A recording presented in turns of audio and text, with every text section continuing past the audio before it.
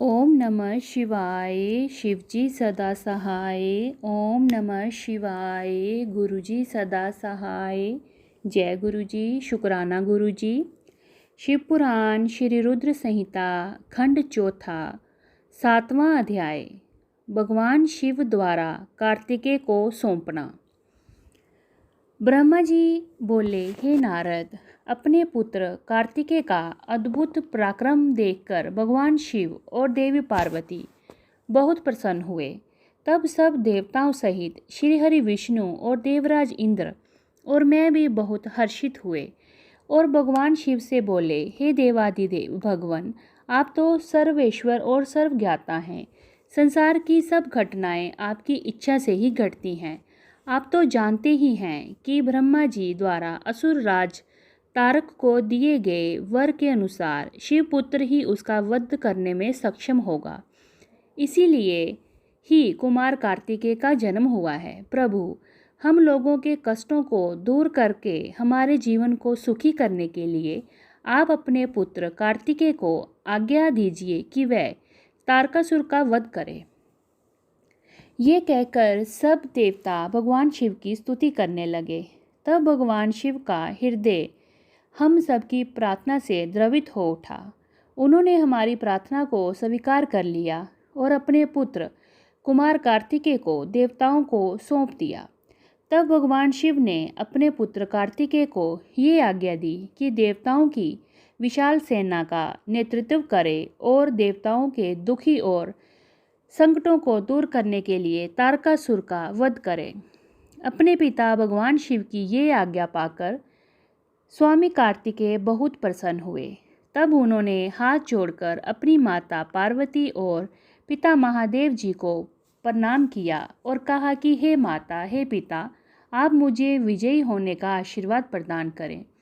ये सुनकर भगवान शिव मुस्कुराए और बोले, कुमार, निश्चय ही तुम अपने इस प्रथम युद्ध में अपने घोर शत्रु तारकासुर का वध करके विजयी होगे। हमारा आशीर्वाद सदैव तुम्हारे साथ है।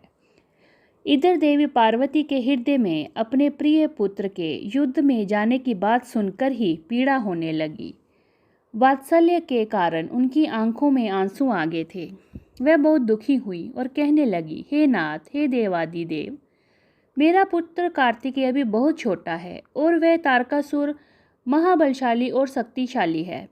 उस दुष्ट से अपनी दुष्टता से सभी देवताओं को भी परास्त करके रखा है। जब इतनी शक्तियों के स्वामी देवता उसका कुछ नहीं बिगाड़ सके, तो मेरा ये नन्हा सा पुत्र भला उसको कैसे हरा सकता है।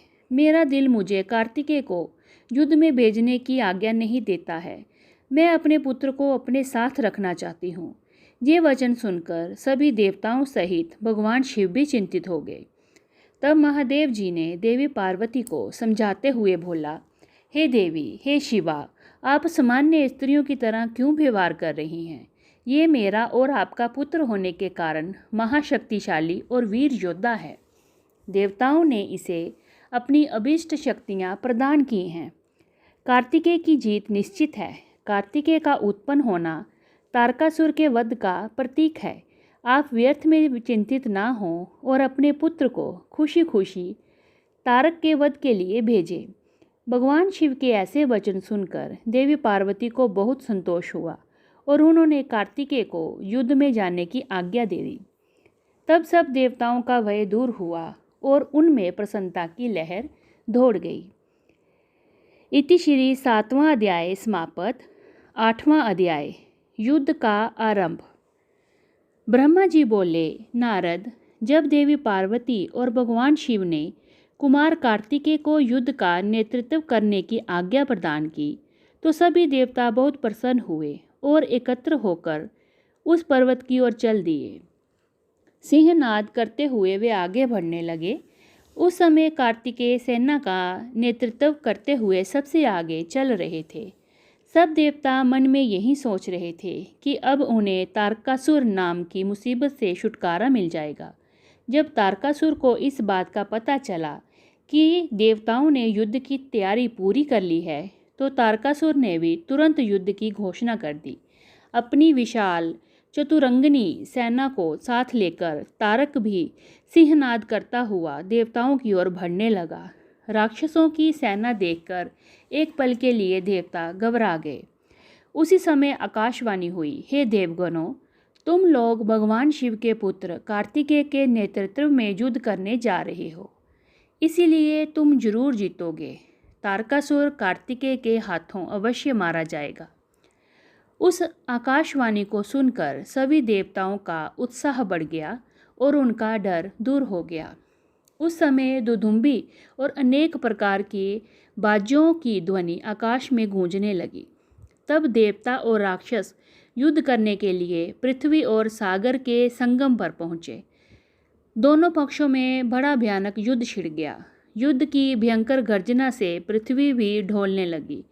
देवताओं की सेना का नेतृत्व शिवपुत्र कार्तिकेय कर रहे थे। उनके पीछे पीछे देवराज इंद्र सहित देवताओं की विशाल सेना थी।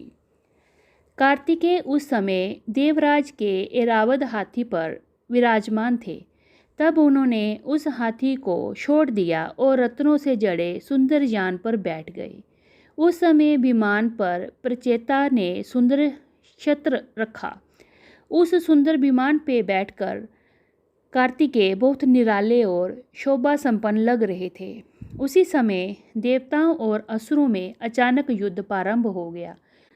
पृथ्वी कांपने लगी और पल भर में खंड मुंडों में बदलने लगी। हजारों सैनिक जो पराक्रम से लड़ रहे थे, कट कट कर और घायल होकर धरती पर गिरने लगे। चारों तरफ खून की नदियां बहने लगी थी। ऐसा भयानक दृश्य देखकर बहुत से भूत प्रेत और गीदड़ गिदड़ी उस मांस को खाने और खून पीने के लिए वहां आ गए। तभी महाबली तारकासुर ने विशाल सेना सहित देवताओं पर आक्रमण किया। देवराज इंद्र सहित अनेक देवताओं ने उसे रोकने का बहुत प्रयास किया, परंतु असफल रहे और तारकासुर भयानक गरजता हुआ आगे की ओर बढ़ता आया। चारों ओर भयानक शोर मचा हुआ था। आक्रमण करते हुए सैनिक बड़े जोर जोर से अपने मुंह से आवाज़ निकालते हुए आगे बढ़ रहे थे। देवताओं और राक्षसों का युद्ध बड़ा विभत्स रूप ले चुका था। वहाँ भारी कोलाहल मचा हुआ था। तत्पश्चात देवताओं और असुरराज तारक के राक्षसगण आपस में द्वंद्व युद्ध करने लगे थे। एक दूसरे को मारकर वे अपने को बहुत बलशाली समझ रहे थे। वे पूरे बल के साथ एक दूसरे पर प्रहार करते। कोई किसी के हाथ तोड़ देता तो कोई पैर। दोनों सेनाएं अपने को पराक्रमी समझ रही थीं। इति श्री 8वां अध्याय समाप्त। ओम नमः शिवाय। शिवजी सदा सहाय। ओम नमः शिवाय। गुरुजी सदा सहाय। जय गुरुजी। शुक्राना गुरुजी।